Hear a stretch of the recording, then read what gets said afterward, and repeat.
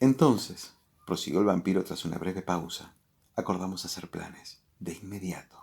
A la noche siguiente vino mi agente con sus acostumbradas quejas sobre cómo hacer negocios a la luz de una vela miserable y recibió mis órdenes explícitas acerca de un crucero por el océano. Claudia y yo partiríamos en el primer barco que se hiciera a la mar y no importaba qué puerto fuera el destino. Y era de máxima importancia que se embarcara un gran arcón. Un arcón que tendría que ser llevado con cuidado desde nuestra casa durante el día y puesto a bordo, no en la bodega, sino en nuestra cabina. Y luego estaban los arreglos para el Lestat. Yo había pensado dejarle las rentas de varias tiendas y casas en la ciudad y una pequeña compañía constructora que operaba en Farnborough Marine. Firmé inmediatamente esos papeles. Yo quería comprar nuestra libertad, convencer al Lestat de que nosotros únicamente queríamos hacer un viaje juntos y que él podía quedarse viviendo en el estilo al que estaba acostumbrado. Contaría con su propio dinero y no tendría necesidad de venir a buscarme para nada. Durante todos esos años, yo había hecho que dependiera de mí. Por supuesto, exigía sus fondos, como si yo únicamente fuera su banquero, y me agradecía con las palabras más mordaces que conocía, pero detestaba su dependencia. Yo esperaba distraer sus sospechas, satisfaciendo su codicia. Convencido de que él podía leer la menor emoción en mi rostro, sentí más que miedo.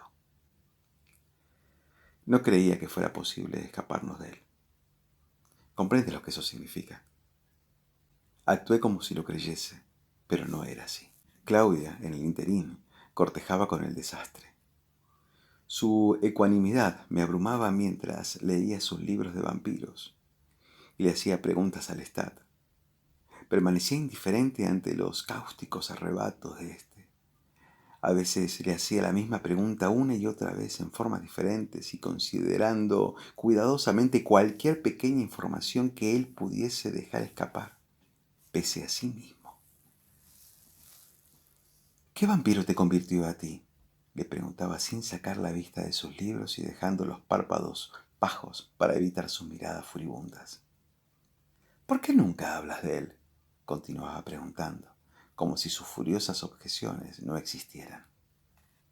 Parecía inmune a la irritación del Lestat. Sois unos codiciosos vosotros dos, dijo él la noche siguiente, mientras caminaba por toda la habitación y miró a Claudia con ojos vengativos. Ella estaba en su rincón, en el círculo de luz de una vela, con los libros a su alrededor. La inmortalidad no es suficiente para vosotros, ¿no? ¿Le mirarías los dientes al caballo regalado por el mismo Dios? Se le podría ofrecer a cualquier hombre de la calle y aceptaría de inmediato. ¿Eso es lo que hiciste tú?, preguntó ella con suavidad, moviendo apenas los labios. Pero tú tienes que saber la razón de ello. ¿Quieres que termine? Te puedo dar la muerte con más facilidad de la que tuve al darte tu vida de ahora. Se dirigió hacia ella y la frágil llama de Claudia me arrojó encima la sombra del Lestat. Formó una aureola sobre su cabeza rubia y dejó su cara salvo por la mejilla brillante en la oscuridad. ¿Quieres la muerte? La conciencia no es la muerte, susurró ella. Contéstame, ¿quieres la muerte? Y tú das todas esas cosas. Proceden de ti, la muerte y la vida, dijo ella riéndose de él. Sí, dijo él, lo hago. Tú no sabes nada, le dijo ella seriamente, y su voz era tan baja que el más mínimo ruido de la calle la podía interrumpir, alejar sus palabras. Y me encontré haciendo un esfuerzo por escucharla desde mi posición, recostado en el respaldo de la silla. Supongamos que el vampiro que te creó a ti no sabía nada, y el vampiro que creó a ese vampiro tampoco sabía nada, y el vampiro anterior tampoco, y así, hasta que la nada procede de la nada, hasta que no hay más que nada, y nosotros debemos vivir con el conocimiento de que no hay conocimiento. Sí, exclamó él súbitamente, con su voz impregnada de algo distinto a la furia. Quedó en silencio, ella también. Él dio media vuelta lentamente, como si yo hubiera hecho algún movimiento que lo hubiese alertado, como si me hubiese levantado detrás de él. Me hizo recordar cómo giran los seres humanos cuando sienten mi aliento en su piel. Y de repente, saben que allí, donde pensaban estar completamente solos, no lo están. Y luego ese momento de espantosa sospecha, antes de que vean mi rostro y abran la boca. Ahora me mira, y yo apenas podía ver el movimiento de sus labios. Y entonces lo entendí. Tenía miedo. Lestat tenía miedo. Ella lo miraba con la misma mirada, sin la menor emoción ni pensamiento. Tú la infestaste con esto, susurró él. Encendió una cerilla con un ruido súbito. Prendió las velas de la chimenea. Levantó las pantallas opacas de las lámparas y paseó por la habitación encendiendo las luces hasta que la pequeña llama de Claudia quedó abatida. Se apoyó de espaldas contra la chimenea, mirando de luz en luz como si ellas restableciesen una especie de paz. Y dijo: «Voy a salir». Ella se puso de pie apenas él pisó la calle. De improviso se detuvo en medio de la habitación y se estiró y su pequeña espalda se arqueó, con los brazos rígidos hasta sus puñitos y los ojos absolutamente cerrados un instante, y luego abriéndolos como si se despertara de un sueño. Hubo algo obsceno en su gesto. La habitación pareció temblar con el miedo del Lestat, e hizo un eco en su última respuesta. Ella se puso alerta. Debo de haber hecho algún movimiento involuntario para alejarme de ella, porque vino hasta el brazo de mi silla, y poniendo su mano sobre mi libro, un libro que hacía horas que no leía, me dijo: «Ven conmigo». Tenías razón, él no sabe nada. No nos puede decir nada, le dije. ¿Pensaste alguna vez que lo podría hacer?, me preguntó con el mismo tono de voz. Encontraremos a otros de nuestra especie. Los encontraremos en Europa Central. Allí es donde viven en gran número. Los relatos, tanto de ficción como los de verdad, llenan volúmenes con esas cantidades. Estoy convencida de que todos los vampiros provienen de allí, si es que provienen de algún sitio. Le hemos aguantado demasiado tiempo. Vamos, y deja que la carne instruya a la mente. Pienso que sentí un temblor de deleite cuando ella pronunció esas palabras. Y deja que la carne instruya a la mente. Deja el libro a un costado y mata, me susurró. La seguí por las escaleras y el patio, y por una callejuela pasamos a otra calle. Entonces se dio la vuelta, con los brazos extendidos, para que la alzara en brazos, aunque por supuesto no estaba cansada, solo quería estar cerca de mi oído, agarrarse de mi cuello. No le he contado mi plan, el viaje, el dinero, le dije consciente de que había algo en ella más allá de mi comprensión. Y ella, casi sin peso, siguió en mis brazos. Él mató a otro vampiro, dijo ella. No, ¿por qué dices eso?, le pregunté. Pero no me afligió que dijera eso. Removió mi alma como si fuera un charco de agua quieta hasta entonces. Sentí como si ella me estuviera removiendo lentamente para algo, como si fuera el piloto de nuestra lenta caminata por las calles a oscuras. Porque ahora lo sé, dijo ella con autoridad. El vampiro lo transformó en un esclavo y él lo mató. Lo mató antes de que supiera lo que quizás sabe ahora. Y entonces, presa del pánico, te hizo su esclavo. Y tú has sido su esclavo. En realidad, no, le susurré. Sentí que apretaba sus mejillas contra mis sienes. Estaba fría y necesitaba matar. No un esclavo, una especie de cómplice estúpido, le confesé. Le confesé a mí mismo con mucha rabia en las entrañas y palpitación en las sienes, como si me contrayesen las venas y mi cuerpo se convirtiera en un mapa de venas torturadas. No, un esclavo, insistió ella con su voz grave y monótona, como si estuviera pensando en voz alta y sus palabras fueran revelaciones, letras de un crucigrama. Y yo liberaré a los dos. Me detuve. Apretó su mano contra la mía, pidiéndome que continuara. Caminamos por la ancha calle al lado de la catedral, hacia las luces de la Plaza Jackson. El agua corría rápida por las alcantarillas en medio de la calle, plateada a la luz de la luna. Ella dijo: «Lo mataré». Me quedé inmóvil al final de la calleja. Sentí que se movía en mis brazos. Bajó como si lograra algo liberándose de mí, sin la torpe ayuda de mis manos. La puse en la acera de piedra. Le dije que no. Sacudí la cabeza. Tuve la sensación que te he descrito antes, que los edificios a mi alrededor. El cabildo, la catedral, los apartamentos a lo largo de la plaza, eran todos como la seda y una ilusión, y se rasgarían de repente con un viento horrible y una grieta se abriría en la tierra, que era la única realidad. Claudia, le dije, apartando mi mirada. ¿Y por qué no matarlo? Dijo ahora, alzando la voz hasta que chilló. No me sirve para nada, no le puedo sacar nada, y él me causa dolor, algo que no toleraré. ¿Y si no es tan inútil? Le dije. Pero la vehemencia era falsa, desesperada. Estaba tan alejada de mí, con sus pequeños hombros erguidos y decididos, y su paso rápido como una niña que, al salir los domingos con sus padres, quiere caminar adelante y simular que está sola. Claudia, llamé y la alcancé de inmediato. Le toqué la pequeña cintura y sentí que se endurecía como el hierro. Claudia, tú no lo puedes matar, le susurré. Ella dio unos pasos atrás, saltando, resonando las piedras, y salió a la calle abierta. Un cabriolé pasó a nuestro lado y oímos unas carcajadas y el ruido de los caballos y las ruedas.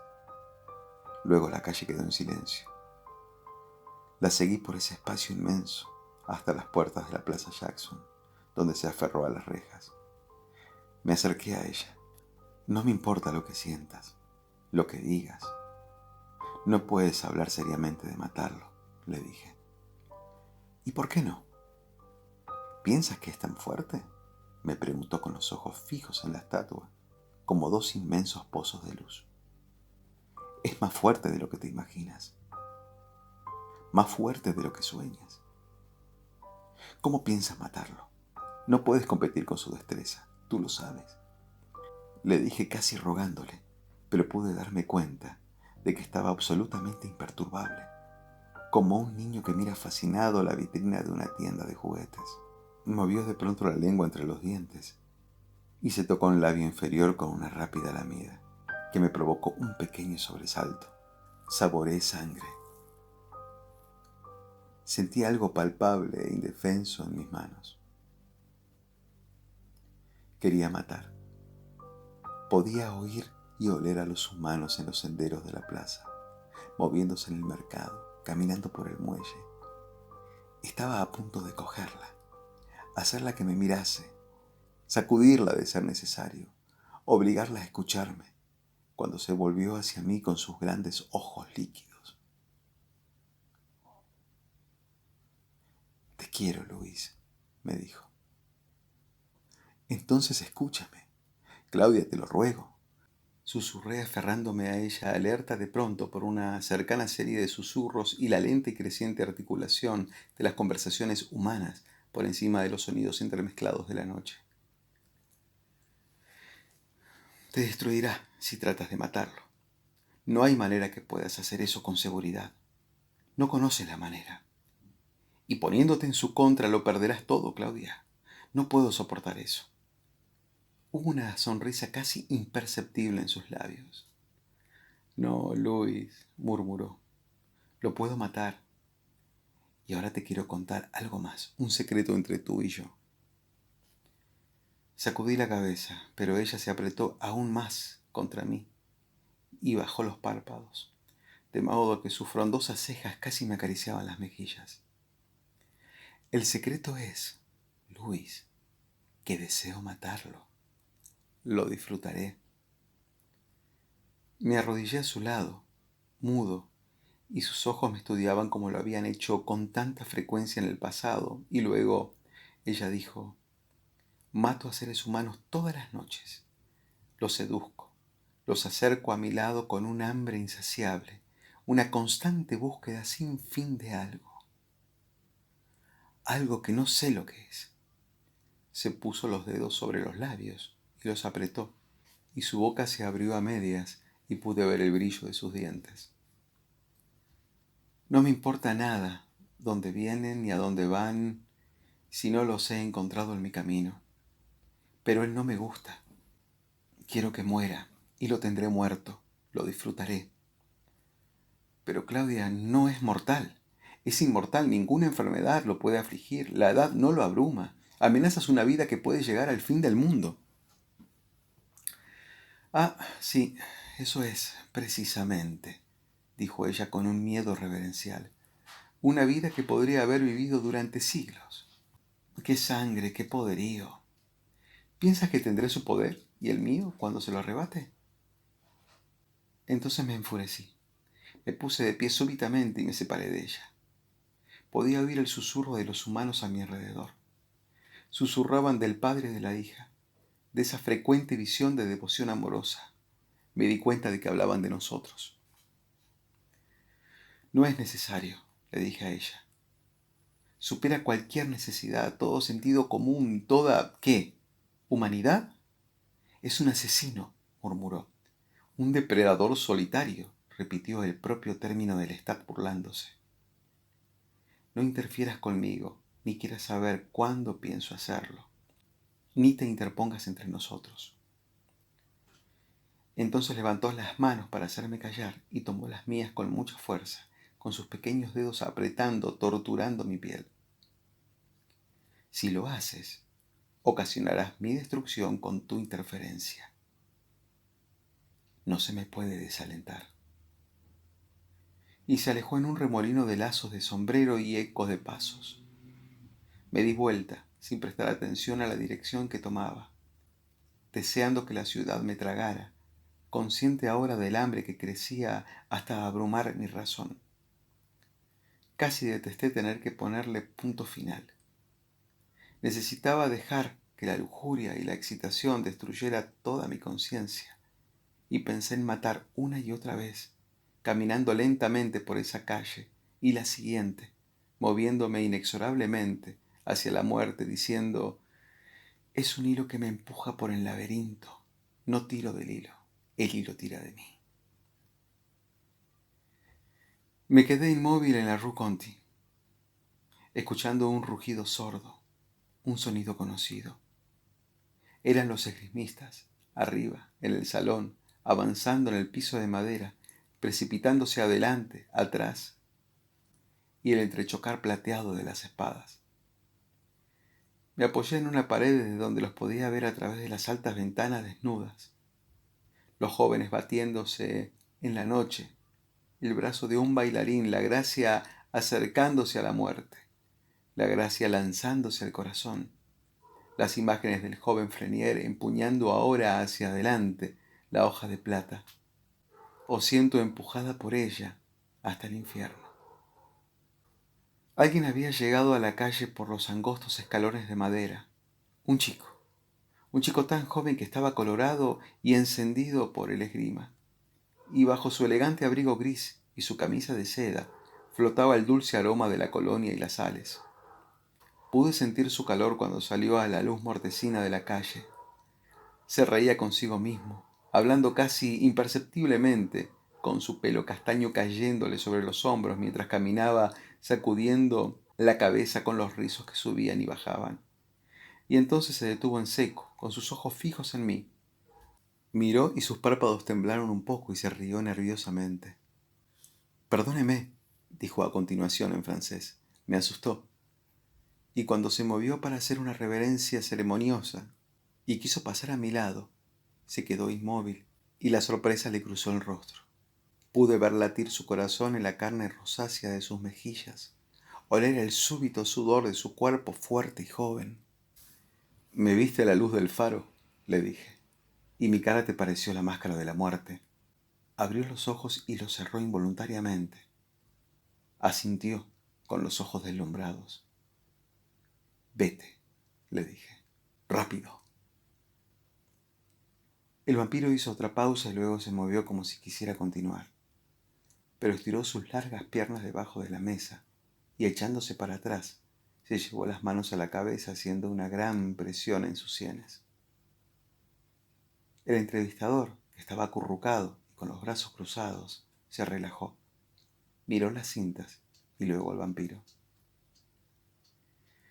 «¿Pero usted mató a alguien esa noche?», Todas las noches, dijo el vampiro. ¿Por qué lo dejó ir entonces? Preguntó el chico. No lo sé, dijo el vampiro, pero no empleó el tono de no saberlo realmente, sino de no querer comentarlo. Pareces cansado, dijo el vampiro. Pareces tener frío. No tiene importancia, dijo rápidamente el muchacho. La habitación está un poco destemplada. No me importa. Usted no tiene frío, ¿verdad? No. El vampiro sonrió y entonces sus hombros se sacudieron con una súbita risa. Pasó un momento en que el vampiro pareció estar pensando y el muchacho estudiando el rostro del vampiro. Los ojos del vampiro se posaron en el reloj del entrevistador. Ella no tuvo éxito, ¿no es así? Preguntó en voz baja el muchacho. ¿Qué te imaginas? Honestamente, preguntó el vampiro. Se había vuelto a apoyar en el respaldo de la silla. Miró fijamente al muchacho. Que ella, como usted dice, fue destruida, dijo el muchacho, y pareció sentir las palabras de modo que tragó saliva después de haber dicho destruida. ¿Fue así? ¿No piensas que ella lo pudiera lograr? Preguntó el vampiro. Él era tan poderoso. Usted mismo dijo que nunca supo el poder que tenía, los secretos que conocía. ¿Cómo podía ella estar segura de matarlo? ¿Cómo lo intentó? El vampiro miró al muchacho largo rato, con una expresión ilegible para el joven entrevistador, que se encontró mirando para otro lado, como si los ojos del vampiro fueran luces ardientes. ¿Por qué no bebes de la botella que tienes en el bolsillo? Preguntó el vampiro. Te dará calor. Ah, eso, dijo el muchacho. Estaba a punto de... El vampiro rió. Y pensaste que sería una falta de educación, dijo, y se dio una súbita palmada en la pierna. Es verdad, dijo el muchacho, y se encogió de hombros, ahora sonriente. Sacó un pequeño frasco del bolsillo de su chaleco, abrió la tapa dorada y tomó un trago. Levantó la botella en dirección al vampiro. No, dijo el vampiro, e hizo un gesto con la mano para rechazar la oferta. Entonces volvió a ponerse serio y continuó hablando. Lestat tenía un músico amigo en la Rue du Maine. Lo habíamos visto en un recital en casa de Madame Leclerc, que también vivía allí. Pues en aquel entonces era una calle que estaba muy de moda. Y esta Madame Leclerc, con quien también Lestat se divertía de vez en cuando, le había encontrado al músico una habitación en una mansión cercana donde Lestat lo visitaba a menudo. Te conté que jugaba con sus víctimas, se hacía amigo de ellas, las seducía hasta que confiaban en él y le tenían simpatía antes de matarlas. Aparentemente jugaba con este muchacho, aunque su amistad había durado más que ninguna de las anteriores que yo había visto. El joven componía buena música y a menudo Lestat traía nuevas partituras a casa y tocaba las canciones en el gran piano de nuestra sala. El chico tenía talento, pero se podía ver que su música no tendría éxito porque era demasiado perturbadora.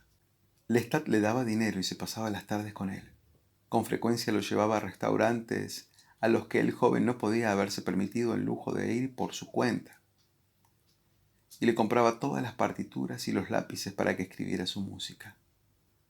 Como te dije, esa amistad había durado mucho más que cualquiera de las anteriores del Lestat, y yo no podía saber si en realidad se había hecho amigo de un mortal, pese a sí mismo o simplemente planeaba una gran traición y una crueldad especiales. Varias veces había indicado a Claudia y a mí que pensaba matar directamente al muchacho, pero no lo había hecho. Y por supuesto, nunca le hice esa pregunta porque no valía la pena el escándalo que hubiera armado. Lestat encariñado con un mortal. Probablemente hubiera roto los muebles de la sala en un ataque de furia. A la noche siguiente, después de la que acabo de describirte, me irritó miserablemente pidiéndome que fuera con él al piso del músico. Estaba evidentemente simpático en uno de esos días en que quería mi compañía. Cuando se divertía, le sucedía eso. Deseaba ver una buena obra de teatro, una ópera, un ballet y siempre quería que lo acompañase. Pienso que debo de haber visto Macbeth con él unas 15 veces.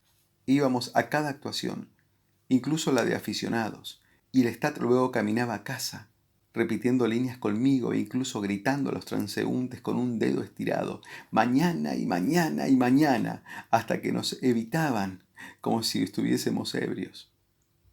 Pero esta efervescencia era febril y muy susceptible de terminar en un santiamén.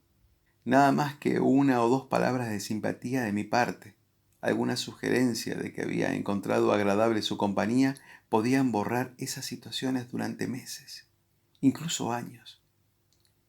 Pero ahora se acercó a mí muy simpático y me pidió que lo acompañara al cuarto del joven. Hasta me apretó del brazo cuando me lo pidió. Y yo, aburrido, paralizado, le di una excusa miserable, pensando únicamente en Claudia, en el agente, en el desastre inminente. Lo podía sentir y me pregunté si él no lo sentía.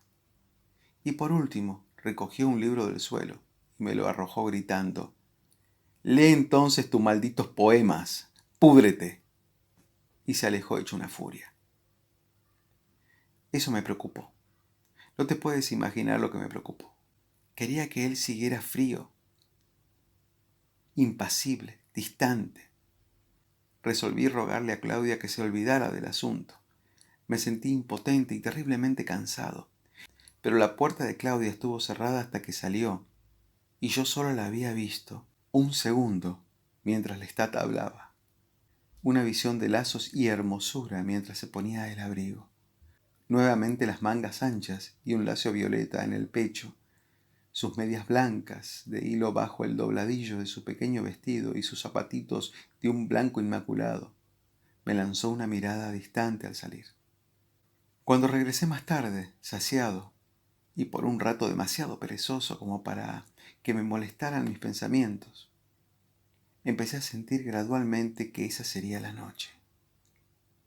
Ella lo intentaría esa noche. No te puedo decir cómo lo supe. Había cosas en el piso que me molestaban, me alertaban.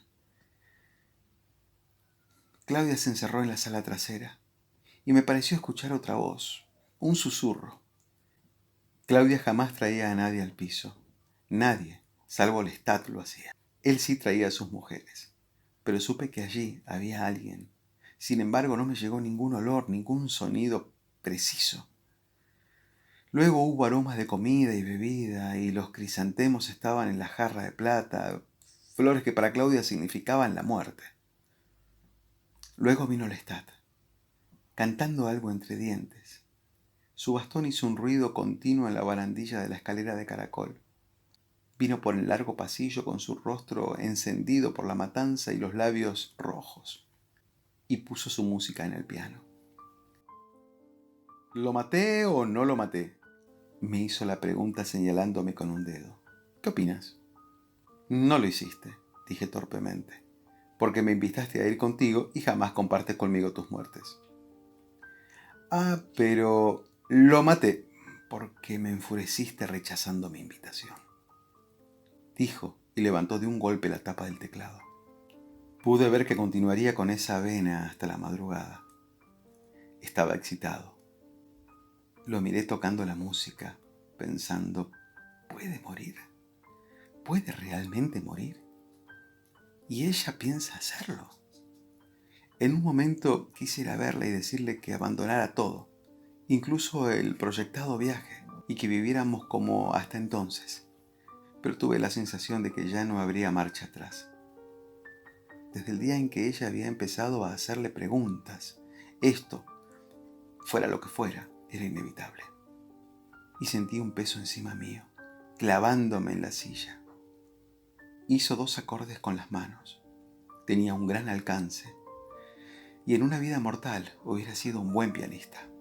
Pero tocaba sin sentimiento. Siempre estaba fuera de la música, sacándola del piano como por arte de magia, por el virtuosismo de sus sentidos y su dominio de vampiro. La música no salía a través de él, no era arrancada por él mismo. Y bien, ¿lo maté o no lo maté? volvió a preguntarme. No, no lo hiciste, le respondí, aunque fácilmente podría haber asegurado lo contrario. Me concentraba en mantener la máscara. Tienes razón, no lo hice, dijo. Me excita estar a su lado.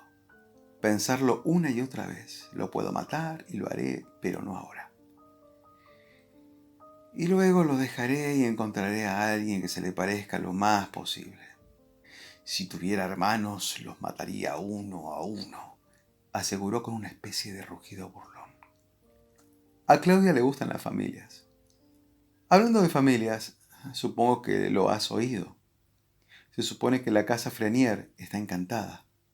No pueden conservar ningún superintendente y los esclavos escapan inevitablemente uno tras otro. Esto era algo de lo que yo no quería oír hablar. Babette había muerto joven, demente. Al final no le permitían caminar por las ruinas de Pontulac, porque ella insistía en que allí había visto al diablo y que lo debía encontrar. Oí hablar de ello. Y luego vinieron las noticias del funeral.